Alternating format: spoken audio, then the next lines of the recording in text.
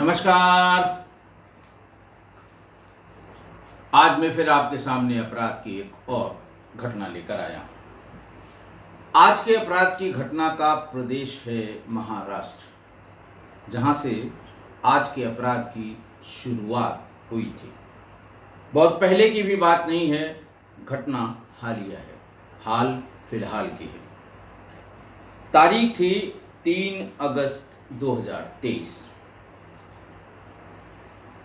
महाराष्ट्र के नागपुर जिले के थाना मानकापुर में एक महिला मेहरुन्निसा दोपहर के बाद उसके थाने पर पहुंची और उसने ये बताया कि मैं सना खान की मां हूं। सना खान बड़ा नोन फिगर है वहाँ पर। एक महिला राजनीतिक कार्यकर्ता थी जो रूलिंग पार्टी देश की भारतीय जनता पार्टी से पिछले 10 साल से जुड़ी हुई थी और शहर की जो कमेटी होती है उसमें एक इम्पॉर्टेंट ऑफिस भी रखी थी।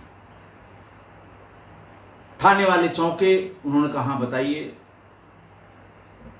मेहरुन्निसा ने बताया कि 2 अगस्त को मेरी बेटी सना जबलपुर गई थी। जबलपुर में एक उसका दोस्त भी और बिजनेस पार्टनर भी अमित उर्फ पप्पू साहू रहता है। मुझे ये बता के गई थी कि मैं पप्पू से मिलने जा रही हूँ और वहाँ पहुँचने के बाद भी बताया था कि मैं पप्पू के पास बैठी हूँ, वो मेरी बात मान नहीं रहा है। पुलिस ने पूछा किस बात की बात हो रही है। उन्होंने कहा साहब कुछ पैसे उसने पार्टनरशिप में लगाने के लिए पप्पू यानी अमित साहू को दिए थे। अब 2 दिन पहले यानी 1 अगस्त को उसने टेलीफोन से ये कहा था कि मैं आ रही हूँ, कल परसों में आ जाऊँगी, मेरा पैसा वापस कर दो। उसने उस समय कहा था ठीक है तुम आ जाओ, तुम्हारा पैसा वापस कर देंगे। वही पैसा लेने गई थी, लेकिन उसका कुछ पता नहीं लग रहा है। 2 अगस्त से ही उसके 3 फोन स्विच ऑफ आ रहे हैं और साथ साथ अमित साहू के भी फोन स्विच ऑफ आ रहे हैं। मां ने बताया कि उसके कई नंबर हैं, वो बदल बदल कर नंबर इस्तेमाल करती है, लेकिन सेट 3 ही हैं। कुल 6 या 7 सिम हैं जिस पे वो कभी कभी बात करती है। अलग अलग सिम का इस्तेमाल अलग अलग पर्पस से किया जाता है, ऐसा उसकी मां ने बताया। ये खबर जंगल में आग की तरह फैल गई कि सना खान जबलपुर गई थी, वहां से गायब हो गई। फिर तुरंत 4 अगस्त को ही नागपुर पुलिस जबलपुर आ गई। 3 तारीख को ये गुमशुदगी लिखी गई और 4 को ही नागपुर पुलिस जबलपुर आ गई। वहां उन्होंने पूछताछ शुरू की और ये पता लगा कि जिस अमित साहू के यहाँ से वो मिलने आई थी वो गोरा बाजार इलाके में किराए के मकान में रहता है। नागपुर से सना का भाई मोहसिन खान और दोस्त कुणाल यादव भी जबलपुर आए थे। जबलपुर पुलिस के साथ ये लोग गोरा बाजार के उस अपार्टमेंट में भी गए जहां उसके घर पर ताला लगा हुआ था। पुलिस ने डिस्ट्रिक्ट मजिस्ट्रेट से सर्च वारंट जैसी बात जो होती है वो ले ली और 5 अगस्त को 3 को गुमशुदगी लिखी गई, 4 को नागपुर पुलिस जबलपुर पहुंच गई। जबलपुर में उन्होंने चारों तरफ जानकारी की और फिर उसका घर का पता किया। घर में ताला बंद मिला। अगले दिन, अगले वर्किंग डे में जबलपुर के कलेक्टर से एक सर्च वारंट बनवाकर उसके घर की तलाशी ताला तोड़कर जबलपुर और नागपुर की पुलिस ने संयुक्त रूप से की, लेकिन वहां कोई ऐसी चीज बरामद नहीं हुई जिससे ये साबित हो कि लड़की कहाँ है या अमित कहाँ है। पुलिस ने उस घर के, चूंकि मां ने बताया था कि अमित के घर से ही उसने फोन किया था और उसके स्वर या उसकी आवाज बहुत गुस्से वाली या नाराजगी वाली लग रही थी और बताया भी था कि अमित सुनने को तैयार नहीं हो रहा है, लेकिन मैं मना लूँगी, आप परेशान मत होइएगा, ऐसी बात उसने बताई थी। अमित के फ्लैट के आसपास जितने भी सीसीटीवी कैमरे लगे थे, सबके फुटेज जबलपुर और नागपुर पुलिस ने निकलवा लिए। शाम तक ये पुष्ट हो गया, ये साबित हो गया, ये एविडेंस मिल गया कि इसके घर पर सना मौजूद थी।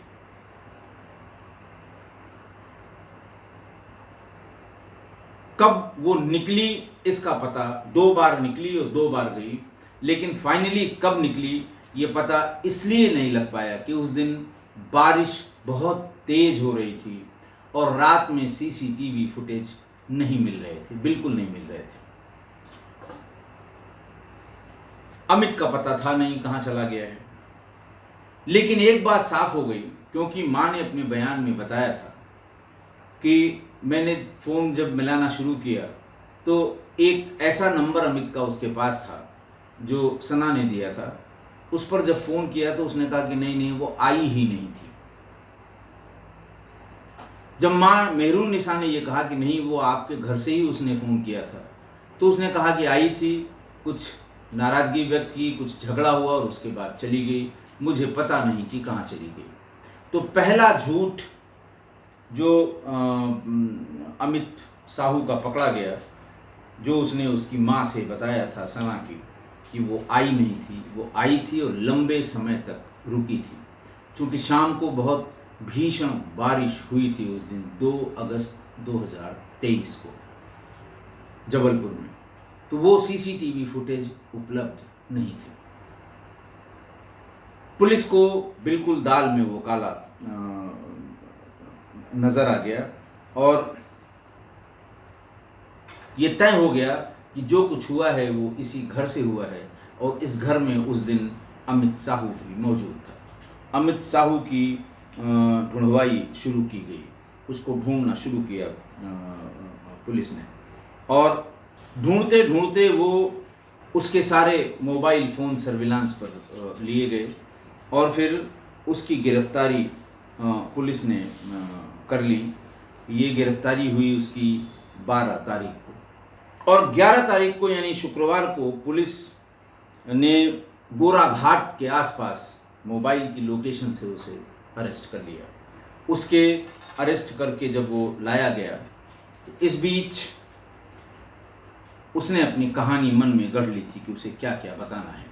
बहरहाल पुलिस ने पहले उसकी कहानी सुनी, फिर उसके बाद पुलिस ने उसकी लोकेशन ट्रेस करनी शुरू की कि 2 अगस्त को वो कहाँ कहाँ था और सना खान कहाँ कहाँ थी। बड़ी भिन्नता आई उसके बयान और सीडीआर में उसकी लोकेशन में। फिर पुलिस ने वही किया जो उसे करना चाहिए था, वही कार्यक्रम, वही रंगारंग कार्यक्रम, वही वाद्य यंत्रों का कार्यक्रम, वही सम्मेलन, और बहुत देर तक वो टिक नहीं पाया। फिर उसने सिलसिलेवार पूरी बात बताई। उसने बताया कि 1 तारीख को उसने मुझे फ़ोन किया था सना ने। ये भी बताया कि सना से मैंने शादी कर ली थी। उसने ये कहा कि उसका एक होटल का प्रोजेक्ट था और होटल के प्रोजेक्ट के लिए ही की बात उसने सना खान से की थी। तो सना ने कहा कि ठीक है, इसमें हमारा 50 लाख रुपए और करीब 2 लाख रुपए की कीमत की एक चेन हम दे देते हैं और इतनी हमारा लगा के और इस पार्टनरशिप में जितने % होते हैं उतने % की मुझे पार्टनर बना लो। पप्पू ने कहा बिल्कुल ठीक बात है। 50 लाख रुपए रख लिए और वो 1.5-2 लाख की जो सोने की चेन थी वो भी उसने रख लिया। सना खान वेट करती रही कि अब ये प्रोजेक्ट आएगा, अब ये प्रोजेक्ट आएगा। इसी बीच में उसकी बातों पर सना खान को शक हुआ। 10 साल का उसका पॉलिटिकल कैरियर था और वो जो है वहाँ जबलपुर की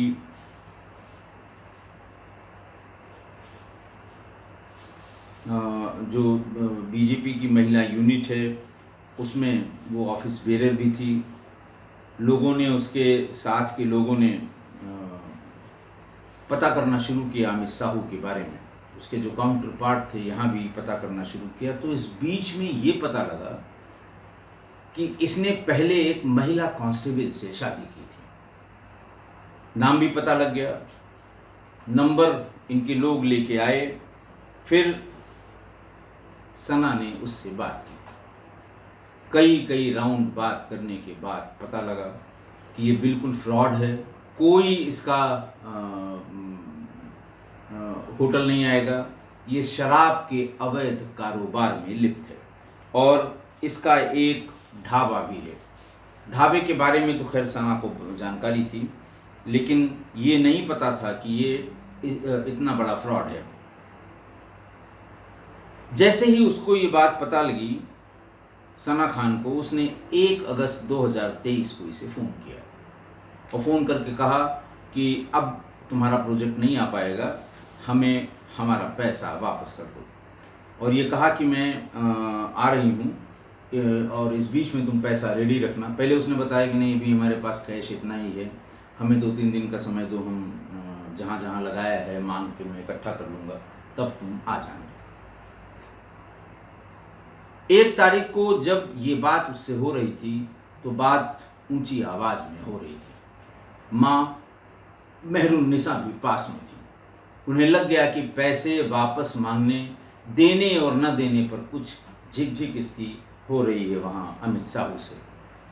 ये बात उन्होंने इन्वेस्टिगेशन में बाद में बताई। पूछताछ में अमित ये बताने लगा कि वो आई, सीधे मेरे घर पर आ गई, बैठी, उसके लिए चाय बनवाई मैंने, और फिर उसके बाद उसने कहा कि भाई पैसा तुमने इकट्ठा कर लिया कि नहीं। उसने कहा नहीं, थोड़ा समय लगेगा। बहरहाल बातचीत होते होते बात बहुत बढ़ गई, लेकिन अमित साहू के दिमाग में पहले से ही फिक्स था कि उसे करना क्या है। बातचीत करते करते जब वो फ़ोन पर किसी से बात कर रही थी, संभवतः अपनी मदर से बात कर रही थी, फ़ोन जैसे ही काट के उसने मेज पे रखा, पीछे से उसके सिर पे एक डंडे से बहुत गहरा वार किया, जहां वो लुढ़क गई। उसके बाद उसको पीट पीट कर उसका सिर कुचल दिया, कूच दिया, और फिर कमरा बंद कर लिया। भीतर जो खून वून लगे थे वो सब साफ किए। एक बोरे में, रात की भीषण बारिश में, एक बोरे में शव को लपेट कर, कंधे में, लाइट भी नहीं थी उस समय, कंधे में उस शव को रखकर नीचे जहाँ उसकी गाड़ी खड़ी थी, उस गाड़ी के डिग्गी में उसके शव को रख दिया और वहाँ से जबलपुर की जो हिरन नदी है, उस नदी में ले जाकर इसकी डेड बॉडी को फेंक दिया। उस दिन हिरन नदी में बहुत ज़्यादा या बहुत तेज बहाव था, बारिश बहुत ज़्यादा हुई थी और बहाव बहुत तेज़ था। जैसे ही उसने ये बताया कि हमने हिरन नदी में फला जगह फेंक दिया था, नागपुर और जबलपुर की पुलिस ने मौके पर जाकर बहुत कोशिश की कि शायद शव मिल जाए, जबकि एडिशनल एसपी जबलपुर कमल मौर्य ने बताया कि बहुत मुश्किल है कि वो शव हम बरामद कर सकें, क्योंकि उस दिन की बारिश और उस दिन का बहाव इतना था कि लगता नहीं है कि हम इसमें सफल होंगे। बहरहाल वो शव आज तक नहीं मिला है। इतना सब बताने के बाद फिर वही बयान के लिए लेने के लिए ये सवाल आने लगे कि कैसे जान पहचान हुई, कैसे यहाँ तक पहुँची। महिला कांस्टेबल को भी बुलाया गया जिसके साथ इसने पहले शादी की थी। इसी बीच में जब ड्राइवर का बयान लिया गया तो ड्राइवर ने ये कहा कि साहब हम गाड़ी, चूँकि पानी बहुत बरस रहा था, चाबी दे के हम चले गए थे घर पे, और जब हम सुबह लौट कर आए हैं अपनी ड्यूटी करने के लिए, तो मालिक यानी अमित साहू ने ये कहा है कि ज़रा सा गाड़ी धो के ले आओ और डिग्गी इसकी साफ़ कर देना। डिग्गी में तमाम ब्लड पड़ा हुआ था। मैंने पूछा भी अपने मालिक से कि इसमें तो बहुत खून पड़ा हुआ है, तो उन्होंने मुझे डांट दिया बुरी तरह डांट दिया और कहा तुमसे जितना कहा गया उतना करके आओ। बहरहाल नौकर की वो बात पुलिस के लिए बहुत जैसे इम्पोर्टेंट एविडेंस होता है वो साबित हुई और पुलिस की शंका का समाधान हो गया। जो ब्लड उसने साफ़ किया था उसके बाद भी फॉरेंसिक एक्सपर्ट्स ने उसमें ब्लड के स्टेन्स डिटेक्ट कर लिए जिसके सैंपल ले लिए गए। फिर सना खान के बारे में बताया गया कि 10 साल पहले उसने अपना राजनीतिक जीवन शुरू किया था। पिछले 4 साल से महाराष्ट्र भाजपा में उसका राजनीतिक कद तेजी से बढ़ रहा था। एक साल पहले तक भाजपा की महिला मोर्चा में बतौर सामान्य कार्यकर्ता थी, लेकिन हाल ही में उसे अल्पसंख्यक मोर्चा में शहर का महामंत्री बनाया गया था। किसी ऑर्गेनाइजेशन में महामंत्री का पद थोड़ा सा ऊंचा या थोड़ा सा इम्पोर्टेंट होता है। और ये भी बताया गया कि वो बीजेपी के जो स्टॉलवर्ड्स थे, गडकरी जी और देवेंद्र फडणवीस साहब, इन दोनों लोगों से बिना किसी औपचारिकता के मिल लेती थी। यानी जैसे कौन आई हैं, कहाँ आई हैं, भीतर जाने के लिए सिक्योरिटी वाला रोकेगा, लेकिन अगर सना खान आई हैं तो वो सीधे जाती थी और इन दोनों से मुलाकात कर लेती थी। फिर पूछा गया कि ये कैसे संपर्क में आई, तो बताया गया कि अमित साहू और सना खान करीब 1.5 पौने 2 साल पहले संपर्क में आए थे। नागपुर में किसी सिलसिले में दोनों की मुलाकात हुई और शराब का व्यापारी था, आप समझ ही रहे हैं, मोटी मोटी चैन पहनना सोने की, जो उनका शगल होता है। और उसने वहाँ पर ये बताया कि मैं अपना होटल का कंस्ट्रक्शन मैंने शुरू कर दिया है और हम एक ऐसा पार्टनर ढूंढ रहे हैं कि हम इधर उधर बिजी रहते हैं, पार्टनर हमारे काम को देखे। ये सब बातें इसलिए ये जाल होते हैं, फेंके जाते हैं कि शायद सामने वाला फंस जाए, और सना खान उसकी इस जाल में फंस गई। उन्होंने कहा हमें पार्टनर बना लो, कितना पैसा चाहिए बताओ, हम तुम्हें पैसा दे देंगे।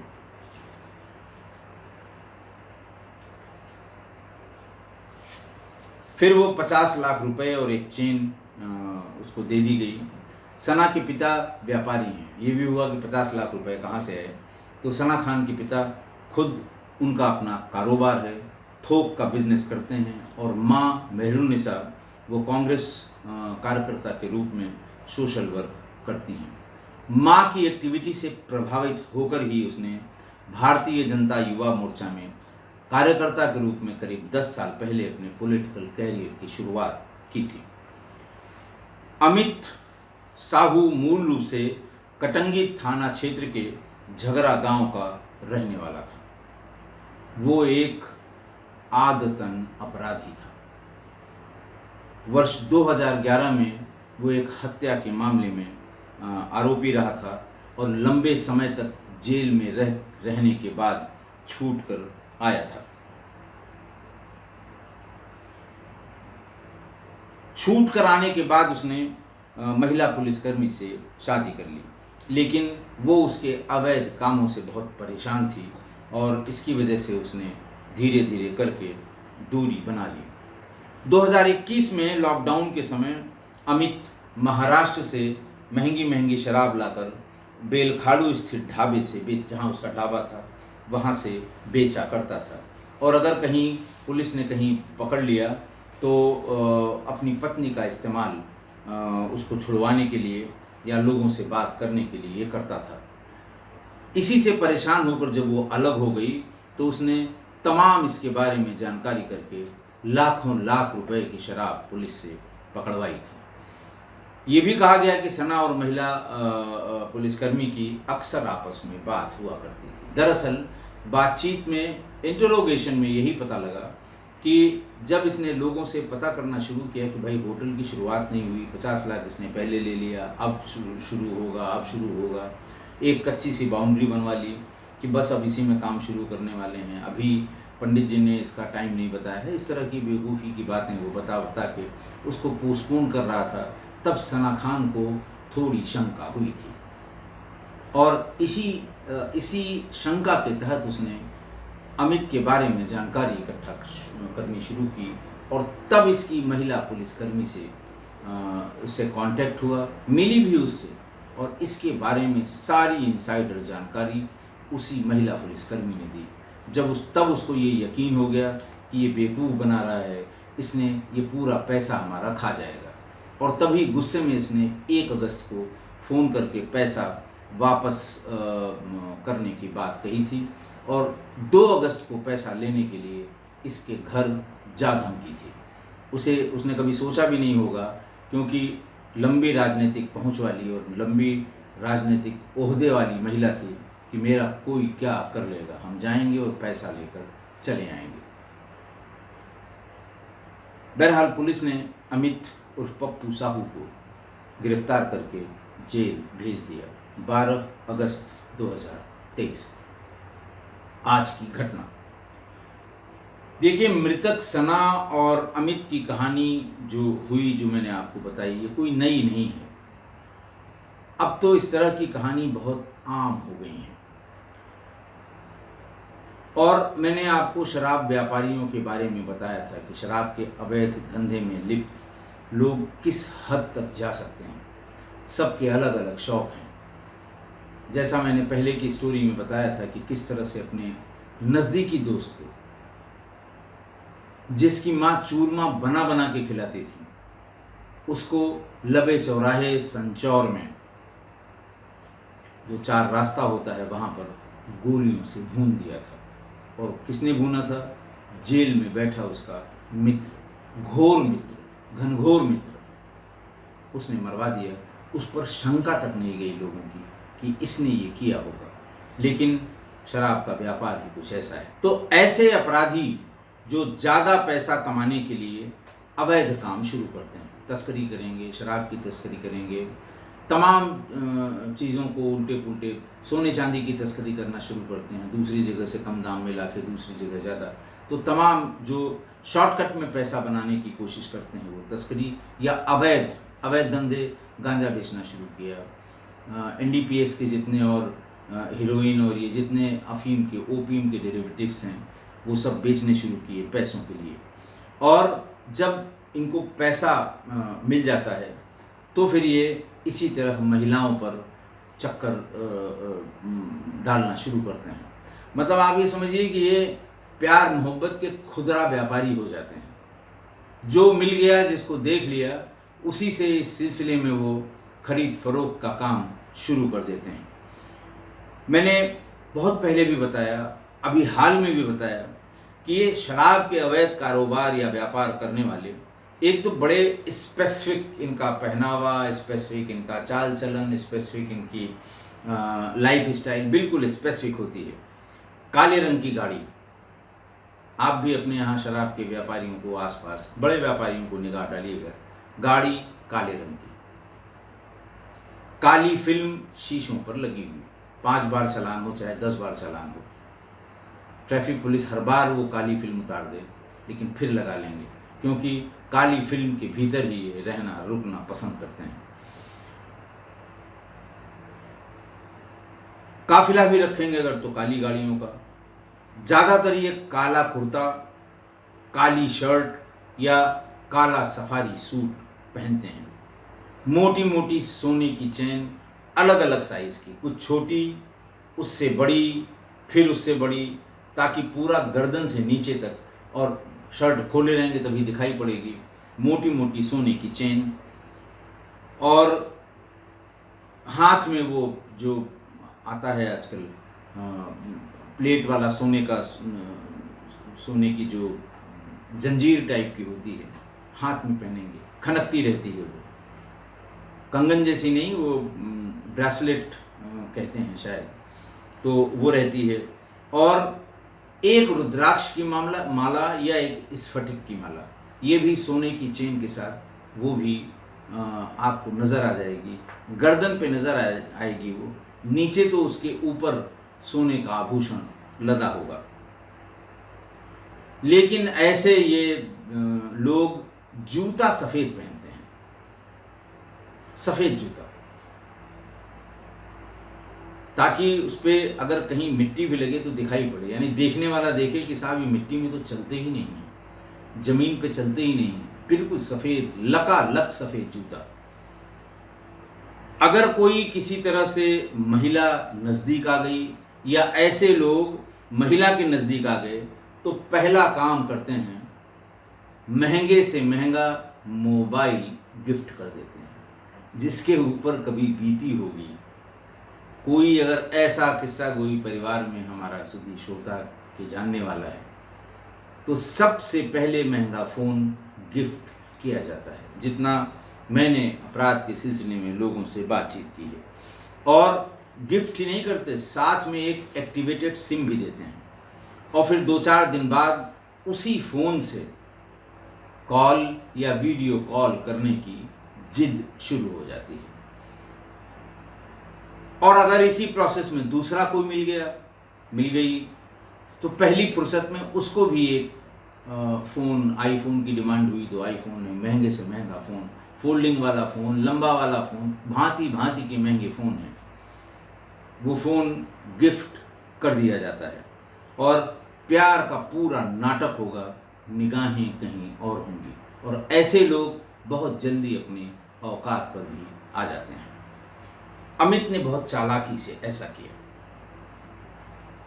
इसी तरह का जाल उसने फेंका महिला कांस्टेबल पर, और सोचा कि अगर इससे शादी कर लेंगे तो हमारे इस अवैध कारोबार में शराब के मदद मिलेगी, पुलिस वालों से इससे हम बात कराते रहेंगे, और हमको जहां फंसाने की बात होगी ये हमारी ज़रूर मदद करेगी लोकल पुलिस से बात करके। लेकिन महिला कांस्टेबल को जैसे ही ये समझ में आया कि वो शराब की तस्करी में इस्तेमाल हो रही है, वैसे ही और नौकरी जाने का खतरा बढ़ने लगा है, वैसे ही उसने अमित से दूरी बनानी शुरू की और फाइनली उसको छोड़ दिया। तो ये जो प्यार के ऐसे जो खुदरा व्यापारी होते हैं, वो जब प्यार की खरीद फरोख्त शुरू करते हैं तो यही सस्ते वाले फार्मूले ही अपनाते हैं। आईफोन दिया और कोई और गिफ्ट दे दी, सूट साड़ी की कहीं डिमांड आई तो वो दे दिया, और भी मार्केटिंग की डिमांड आई तो एक साथ ले गए, मार्केटिंग करा दी। तो ये बहुत ही सस्ते टाइप के जो फार्मूले हैं, ये इसी का इस्तेमाल करते हैं। जब वो छोड़ के चली गई तो उसने फिर तलाश शुरू की कि अब ऐसा कोई मिल जाए जो मेरे व्यापार में हमारी मदद करे। मदद करने का मतलब कोई फावड़ा चलाने से नहीं था, उसके इल्लीगल काम में कुछ वो उसकी ऐसी मदद करे कि उसका काम चमक जाए। महंगे महंगे आईफोन और बड़े होटल के कंस्ट्रक्शन का सपना दिखाकर और चिकनी चुपड़ी बातें करके सना को घेरा और शादी कर ली। लेकिन ये सब ड्रामा था, नाटक था। नज़र कहीं और थी कि किसी बड़े नेता से सिफारिश करके शराब के ठेके ले लेंगे, और फिर ऐसे ठेकों से हमारा जो अवैध कारोबार है वो दिन दूना रात चौगुना बढ़ेगा। और इसी झांसे में सना ने उसे पैसा दे दिया। 50 लाख छोटी रकम नहीं होती। और वेट किया कि कब ये काम शुरू हो। लेकिन जब वो धीरे धीरे टालने लगा या बहाने बनाने लगा तो सना खान को शक हुआ। उसने अपने राजनीतिक मित्रों से, लोगों से, जबलपुर के उनके काउंटर पार्ट से पता करना शुरू किया कि असल में ये कब शुरू करेगा या करेगा भी कि नहीं करेगा, क्या इसकी बैकग्राउंड है। तभी इसको पता लगा कि एक शादी ये कर चुका था महिला पुलिसकर्मी से, और उसने इसके व्यापार में बहुत ज़्यादा सहयोग करने से जब मना किया तो वो खुद ही भाग गई, खुद ही छोड़कर इसको चली गई। इसे लगा कि मेरे साथ धोखा हुआ है, ऐसा सना को लगने लगा। जैसे ही ये बात पूरी पता लगी, 1 तारीख को उसने फ़ोन करके सीधी सीधी बिना लाग लपेट के डिमांड की कि मुझे पैसों की ज़रूरत है, हमें पार्टनरशिप नहीं करनी है, मैं आ रही हूँ, मेरा पूरा पैसा वापस कर दो। जब महिला कांस्टेबल से कांटेक्ट के बाद इसकी सारी असलियत पता लगी, तभी वो गुस्से में और 1 तारीख को बात की, 2 तारीख को उसके घर पहुंच गई, और घर पहुंची तो मारी भी गई। तो कृपा करके ऐसी मोटी मोटी चेन का दिखावा करने वाले, काले कुर्ते काले सफारी पैंट शर्ट पहनने वाले, सफ़ेद जूतों में रहने वाले, और ये जो अपना भौकाल बनाए लोग जो घूमते हैं, ऐसे प्यार के खुदरा व्यापारियों के झांसे में कभी मत आइए, क्योंकि इनमें जो दिखता है वो कभी नहीं होता, वो कभी होता ही नहीं है, सिर्फ दिखाई दिखाई पड़ता है, भीतर कुछ नहीं होता है। आशा है आप मेरी इस बात से सहमत होंगे। आज के लिए इतना ही। बहुत बहुत धन्यवाद।